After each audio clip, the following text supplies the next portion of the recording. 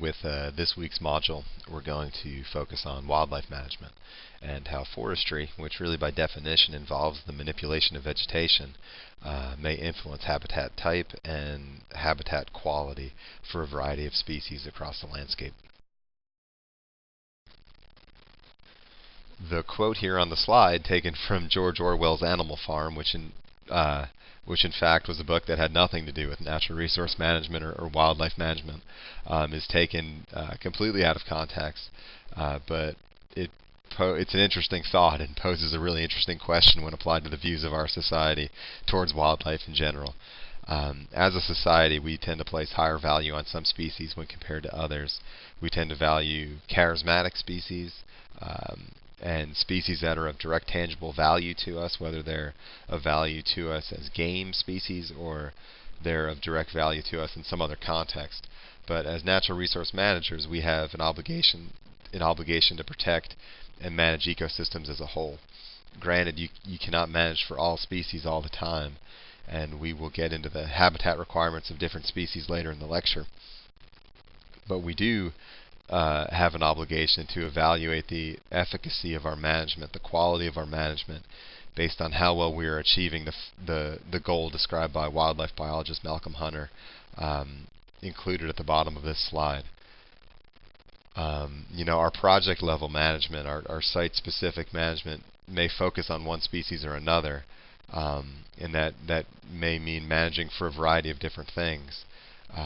But at the landscape level, we have an obligation to manage towards resilient ecosystems, where all of our native wildlife populations have an opportunity to.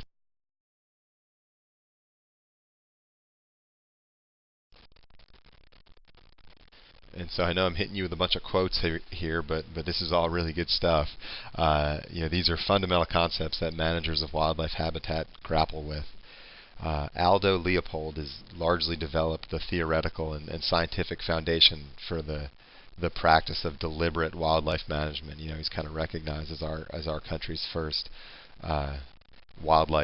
scientific wildlife manager. A forester, an ecologist, Aldo Leopold wrote in a lot of different ways of expanding the boundaries of what we call community to include non-human ecosystem components, and other things as well. Essentially obliterating the theoretical boundary between humans and the natural world. By basing our actions on what Leopold referred to as a land ethic, we can kind of reconcile with the value we assign to different species. We can reconcile the value that we assign to different species with their inherent value within the ecosystem. One of the primary concepts in wildlife management is that different wildlife species rely on different habitat types and different habitat components. As managers, we recognize that that ecosystems are dynamic. They're fundamentally dynamic, and wildlife respond to that change. But they also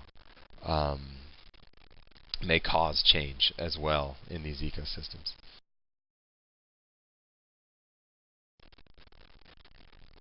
As foresters, we are in the business of changing forest conditions, and by extension, we alter wildlife habitat. It's important to recognize that more than 60% of the Earth's biodiversity is associated with forest land, and the conditions and the characteristics of that forest land varies broadly, from biome to biome, from ecosystem to ecosystem. The quality of wildlife habitat is dependent on the availability of what we can call essential habitat components. As I mentioned, when we manage forest land by cutting trees, by reserving areas to not cut trees, by conducting prescribed fire, by suppressing fire, we are influencing the presence of different habitat components on the landscape. These choices have a direct impact on the suitability of a given area for a particular species of wildlife.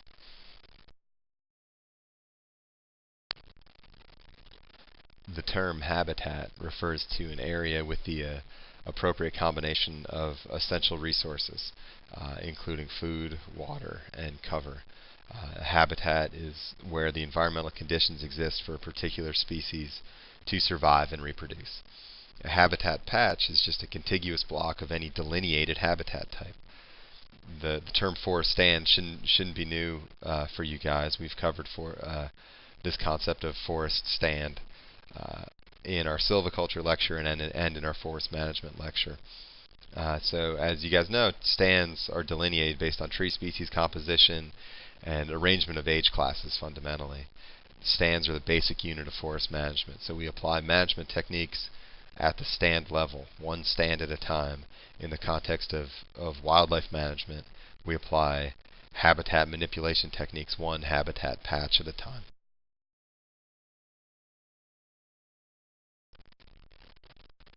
The concept of carrying capacity is a really important one in wildlife management. It refers to the number of individuals of a given species that can be supported by the resources present.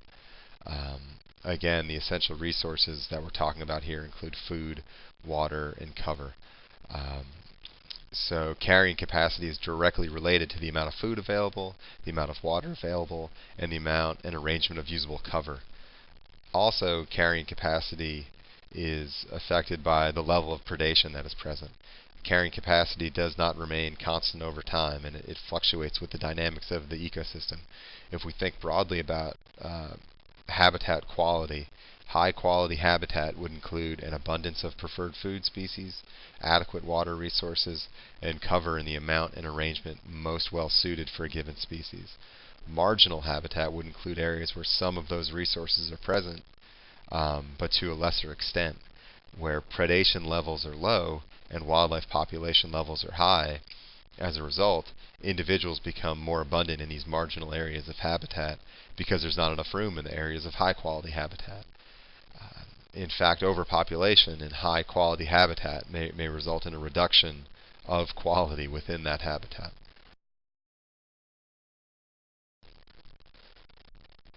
An example of a wildlife population that is out of balance with available habitat is the white-tailed deer in much of the eastern United States, particularly in the mid-Atlantic region and in portions of southern New England.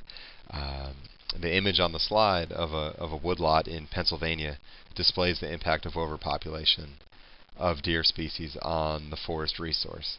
If you look hard enough, you can see what amounts to a browse line, where deer have eaten all of the foliage of the canopy trees, all of the foliage that they could reach from the trees present.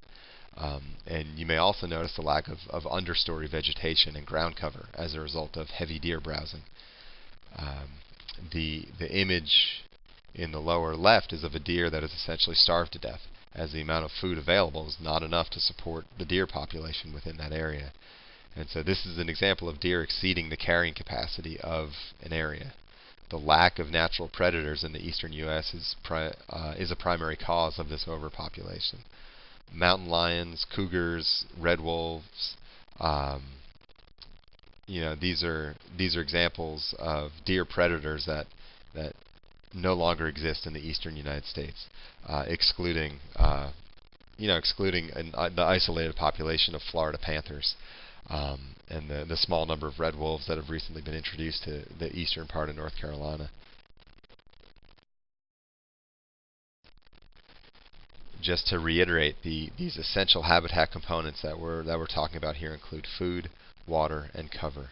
Both thermal cover, which is needed to protect species from harsh environmental conditions, and security cover, which is necessary for species to hide from predators.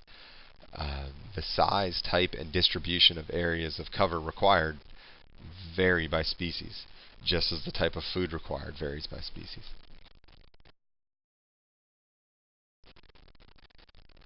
And so we come back to a very important concept here. Different species, different wildlife species require different habitat components. When someone declares that they are implementing a management action or refraining from a management action in the name of protecting wildlife habitat, your question as an informed student and professional of natural resources must always be, which species in particular are you aiming to protect, and which habitat type are you aiming to perpetuate? Different species often require the presence of forest land in different successional stages. Many of our game species are associated with what is referred to as edge habitat. They rely on areas where relatively mature forest land is in close proximity to young forest land, or even open fields or agricultural areas. In general, songbird species diversity is highest in forests with multiple layers of foliage. Vertical structure refers to the relative presence of canopy foliage, mid-story and understory foliage, and ground cover. The more layers of foliage within a stand, the greater the vertical structure.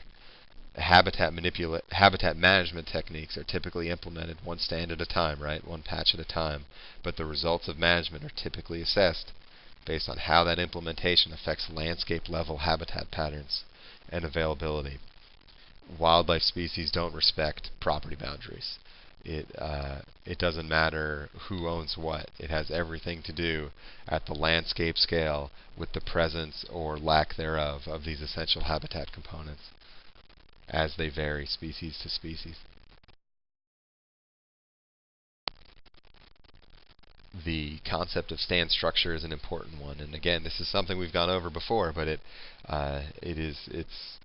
it's worth repeating here in the context of wildlife habitat management. What we have the most impact on as foresters and managers of wildlife is vegetative species composition, what species are present, which species are not present, and stand structure, how vegetation is arranged on the landscape. Both vertical structure and horizontal structure can be manipulated. We already examined the concept of vertical structure, which refers to the layers of foliage within a stand from the ground to the canopy. The term horizontal structure refers to the patchiness of a forested landscape. As an example, a 100-acre tract of forest land that is uniform in age with no canopy gaps of significant size has very little horizontal structure. A 100-acre tract with patches of old-growth forest, patches of mid-aged forest, and patches of young forest, an area like that would have significant horizontal structure. Some species require a lot of horizontal structure. Some species require a large block of relatively undisturbed forest land. Again, it varies species by species.